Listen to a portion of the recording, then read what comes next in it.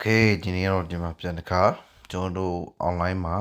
ဝယ်ရှာနီးပတ်သက်ပြီးမှပြန်တစ်ခါဒီနေ့အတွက်ပြန်လွှတ်လိုက်ပါဖြစ်ပါတယ်เนาะအဲဒါကဘာလဲဆိုရင်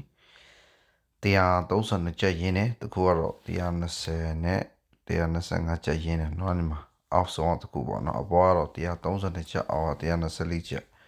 တကယ်တော့ကိုကဒီမှာ1200 1320တာရင်းမယ်ဆိုရင်တော့20နှစ်22.27% return ဖြစ်မယ်ဆိုရင်တော့နေရာကျော်ရမှာပေါ့နော်နေရာကျော်ရမယ်အောက်ဟာလည်းဒုနေ့လောက်ကောင်းပဲ124.9မှာကို29ရက်ခိုင်တော့ပေါ့နော်အမြတ်မယ်ဆိုရင်တော့တော်တော်လေးမြတ်မှာဖြစ်တယ်ဒါကြောင့်ကျွန်တော်တို့ကလူတွေအယောက်150ခေါ်ပြီးမှဒီလိုရင်းနှီးမြှုပ်နှံပြီးမှကျွန်တော်တို့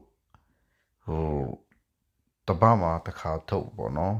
အမြက်ကိုကျွန်တော်ဘယ်လောက်မြက်ရတယ်လဲ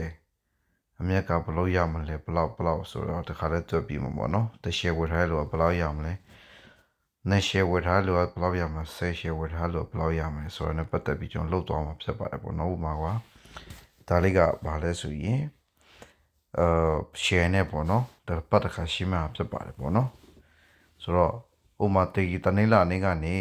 စနေနေ့အထိကျွန်တော်တို့ထွေးလိုက်တယ်